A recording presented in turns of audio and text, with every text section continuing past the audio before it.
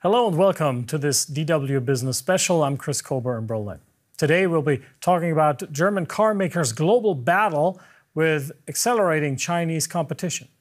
And joining me from the IAA Mobility Trade Fair in Munich is Peter Fintl, Vice President of Technology and Innovation at consultancy Capgemini. Good to have you on the program, Peter. We'll dive into the IAA specifically in just a moment. First, give us the bird's eye view of Germany versus China when it comes to the auto industry. Chris, first of all, thanks for having me. Well, the IAA in Munich, it just started, right? It's still the largest mobility event in the world, and I think this year in 2023 it's a kind of special one because this year at the international exhibition the Chinese car industry is making a big splash at the show. They are here for the first time in a very large number, impressive booths, and most important of all, quite impressive product portfolio which they show off to clients in the West. And I think this is what makes this IAA very special. You mentioned it there, this competition, this rivalry between German and Chinese car makers is on full display at the IAA in Munich, a spectacle that's over 100 years old and that's gotten a facelift since the pandemic. Of course, German mainstays like Volkswagen, BMW and Mercedes are in attendance, but a new focus on electric mobility is bringing in more international players. Chinese BYD is looking to make a splash there and increase its market share in Europe, and Tesla from the United States returned to the showcase after a 10-year hiatus. Peter, would you say that the growth of Chinese car makers is evident at the IAA this year? Yes, absolutely. I think the sheer number of manufacturers that attend, their overall professionalism in their booths and in their demonstration of their brand, and of course the products they have brought to Munich that demonstrates excellently the progress and the advancement of the Chinese industry and the maturity of many of their products. And we see it from their sales figures at home. Clients and consumers in China like them and favor them sometimes over brands from foreign manufacturers, right? But we also see that those products are in many aspects ready for Western markets, and European consumers now have the chance to experience those products for themselves firsthand for the first time. Peter, when we talk about electric mobility, what does the maturity of Chinese products, of Chinese cars for that matter, look like in comparison to what the Germans are offering? Yes. Absolutely. You know, the Chinese government has since many years, with a very smart industrial policy, has promoted the development and sales of so-called new energy vehicles, so hybrids and, of course, battery electric vehicles. And after those many years of development and starting sales in China, accompanied by sales incentives, we can see now from a European perspective the maturity of many of those vehicles. So they are designed as electric vehicles, no conversions, they have large batteries, they have sufficient range, charge reasonably fast, so they tick all the boxes of what an electric vehicle should be. And additionally, the Chinese industry in the last years made tremendous advancements in other factors like a compatible design, right, that is on world standard and compatible to world tastes, and also especially when it comes to the interior of the vehicles. On one hand, the digital experience, you know, large center screens, integration of phone, everything works smooth, digital and seamless, and also the perceived quality of the interiors, right? So soft surfaces, use of leather, right, and a lavish experience of the cabin. And I think those are the aspects consumers are looking for when they are now shop for a good electric vehicles. You mentioned there that electric mobility is something that the Chinese state and party leadership obviously has been pushing for in recent years. Do you see a decisive response from German companies? Absolutely. I think in the past years the German or the Western industry always got complaints that they are too late, that they don't understand electric vehicles, that they are too sluggish with software development and so on. And I do personally believe this is only partly right. Yeah? And evidence for that is not only visible at the showrooms already, but it's also visible at the IAA. So both here in Riem, where there is the exhibition center, especially for commercial visitors, but also in the experience center in the city, the Western manufacturers has also also brought the best of their portfolio, right? What you can buy now, and you will see that the design is good. The traditional qualities of German manufacturers are still there, like better handling, nice interiors, and so on. And of course, you can perceive the advancements in the digital area. So I think also from the premieres, what we have seen here, the portfolio, the pipeline of their model portfolio is filled and will come gradually to the market. But Peter, isn't that the problem? I mean, you mentioned the pipeline there and how these products, the cars of German car makers, will gradually come to the market. I mean, there are those that are saying these products, they will only be market ready by 2025. That's 1.5 years from now. Isn't that way too late? Right. I think you can always be faster and earlier to the market. I think this is without a doubt. Yeah. But I think you need to distinguish in which classes the German manufacturers will be present. So clearly they use a kind of top-down approach, and down to the middle class there are now already tempting offers out there on sale since quite a while. And this middle class, it will be extended. Yeah. And what we have also seen as a premiere, you know, with highly efficient platforms and new classes, so that will come gradually over the next years. I think what really is a challenge for the whole industry is how can we make affordable entry-level electric sustainable mobility possible in the European market. And here at the moment no one has a great answer. Yeah, as said, cheap entry-level mobility, let's say around 20,000 euros. This is a thing that's still many months away, right? And here the industry should have been a little bit faster. We can talk about that in a moment, Peter. Let's take a look now at who is winning the export race. Because here you can see that China has rapidly increased its EV exports, over 5 times as many vehicles exported from 2020 to 2022.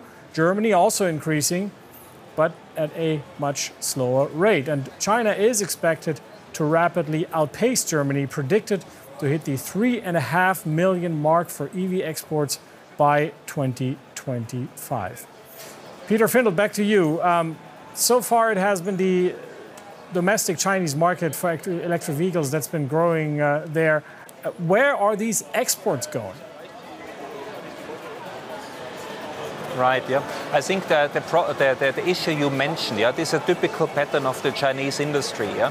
So first they build up an extremely strong and good production base in the country, for the country, right? And once they reach a threshold, then they are starting to conquer foreign markets. And we have seen that pattern also in the automotive industry, right? So for many years, the Chinese car factories, they produced for the domestic market, yeah. And a couple of years ago, not long ago, they started to export, yeah. And not only the battery electric vehicles, but also their traditional combustion engine vehicles. And they started with, let's say, lower end markets, right, around China, yeah, Middle East and so on, right, and also markets where, for example, Western companies pulled out for various reasons, right, and now they are slowly but steadily conquering new markets, and the Western European car markets will be the next one, yeah. So especially under the aspect of electric vehicles, many of them started in Norway because it's a favorable environment, and now they are also going to enter other large markets in Europe. Yeah? So the pattern is traditional for Chinese companies, and we know it from the past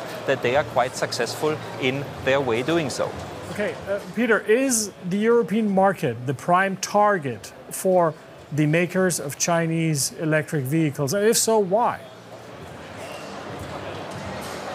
Yeah. So the European market for sure is a complicated one. It's a highly competitive one, you know, you have price issues and so on. But on the other hand, it's also one that's very interesting because on that market, you know, it's sufficient demand. You have buyers who buy not only the cheapest brands, so there is money to earn in it. Yeah. And especially for the European market, you know, it's a market that has a clear plan to go carbon neutral, to go electric in a certain time frame. And as you rightly mentioned before, at the moment, the model portfolio, the offering of electric vehicles for the European consumer, it's not complete. So there are still spots that can be occupied. And I think the earning opportunities and these gaps in the offering for the consumers, that makes the European market interesting for Chinese companies. Peter, the world is changing.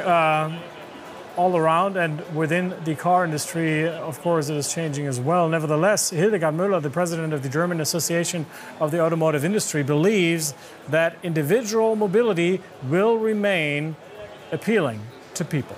And we have good numbers. A lot of young people decide to buy a car, and so on. They're still convinced that they need a car, because especially, for example, when you live in landscapes, for a lot of people it's very necessary to have their own mobility, to be free to do these things. And so I'm really convinced that we have the future, and we want to talk with the people. What are their needs? What do they expect from us? And so we have a citizen lab and other things where we can discuss all these things. Yes, I think that the statement, of course, always when it comes, from an association of car manufacturers, it is a little bit under scrutiny. But I think it's still true in that case. Yeah, what we see here from the fair, right? When we look at surveys, and when you also go to the city where you have the experience zone, you see that the passion and the excitement for individual mobility is still there, right? And the question remains for the industry. Yeah? How can we keep sustainable the interest on sustainable individual mobility alive, right? And again, a topic which I still think it's very important, how can we make this mobility inclusive and affordable for most of us, or for all of us in reality? Yeah? Volkswagen is investing $700 million in a joint venture with Chinese e-car maker XPeng. Is there no other way for Volkswagen to succeed on the Chinese market as an e-car maker? Are they so far behind? I think let's answer the question more from a higher level perspective, not individual to one manufacturer. Because in the past, sometimes it made more sense, yeah, for a manufacturer to buy a platform, right, or license a platform instead of developing them for themselves. So this platform and technology sharing, it's quite common in the industry, and this is not something new. And I don't believe that this is an issue that should be over-exaggerated, because in reality, it's about providing great products to consumers in the right time and earn sufficient money for that. So this is very simple. And usually these partnerships, it's not a one-way road. Yeah, it's not that some partner is in dire need to do something, right, to enter it. But in reality, for the other partner who gives the licenses, it's a fantastic opportunity to leverage license, royalty fees, and also create scale effects, which makes the production cheaper and more affordable for everyone. Yeah? So I think this two-way, this win-win strategy of licensing platform and technology that applies to all these corporations, what we are seeing within the Western Hemisphere, also between China and Western countries, right? And we should not forget that these corporations in China, between the companies, what we see, they are usually among all these companies, they had a long history doing joint ventures and doing business with China. Yeah, so they know the people, they know the business rules, and they know how things are run. So I don't worry about that. Peter, nevertheless, I mean, if we look at the situation right now, right, we have XPeng providing the technology when it comes to electric mobility, whereas Volkswagen brings the size, the production volumes, the distribution network. It used to be the other way around. It used to be the German manufacturer, Volkswagen for that matter, bringing the technology and banking on a Chinese partner to spread the technology, to sell it. So what does that shift, that complete reverse in approaching the issue, tell us? Other than Volkswagen is far behind, or the German car manufacturers are far behind. Yeah.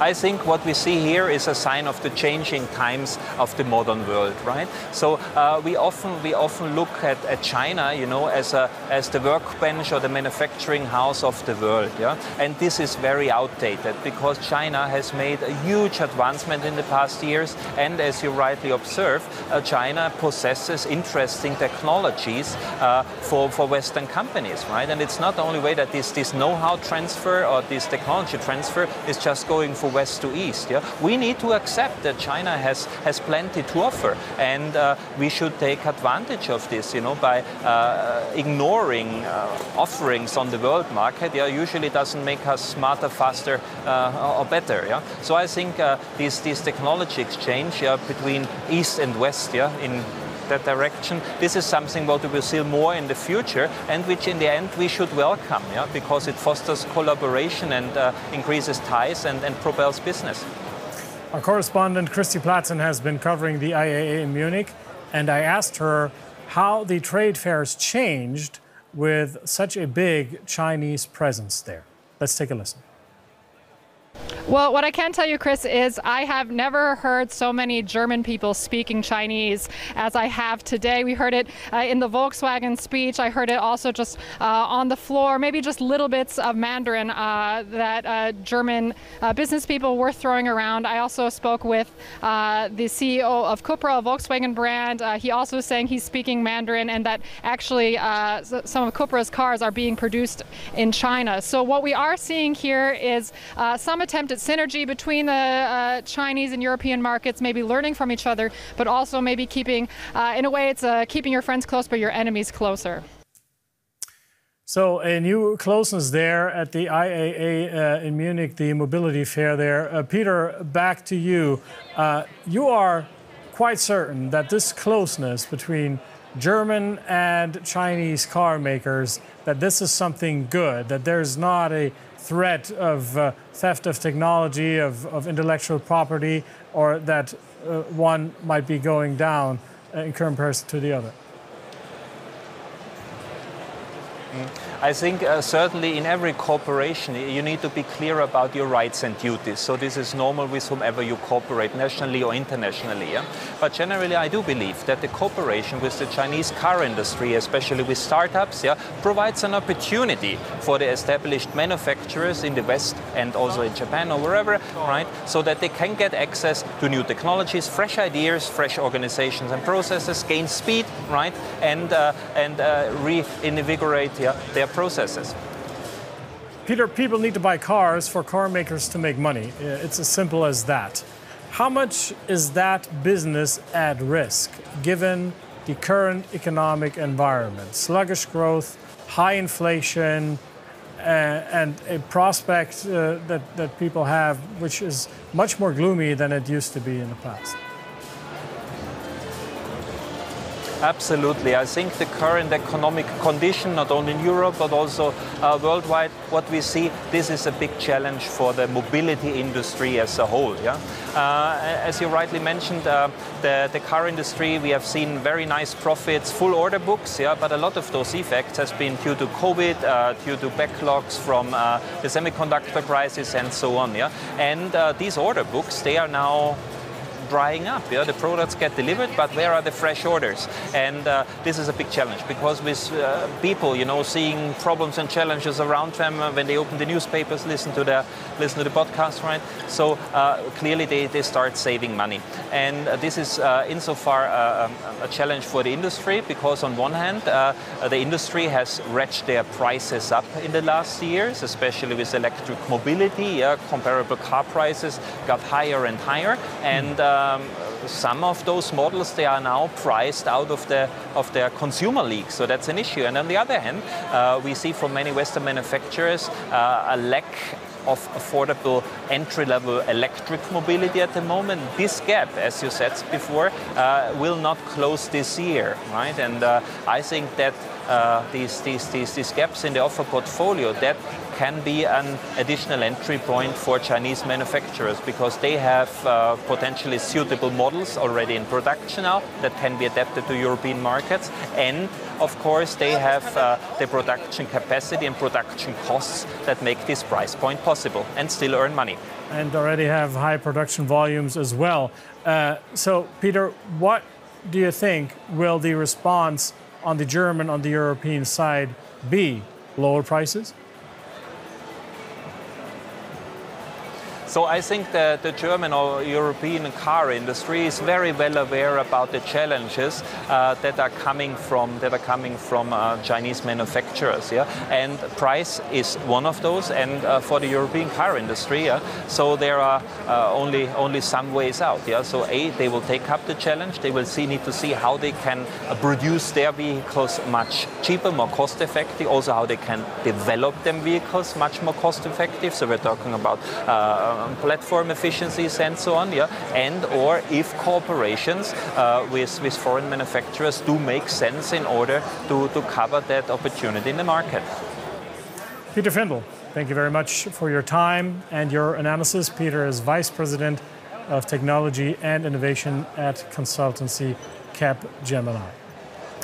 And thanks to you for watching. Be sure to tell us what you think in the comments section and check out more of our stuff in the business section of the DW News YouTube channel. I'm Chris Colbert. Take care and see you soon.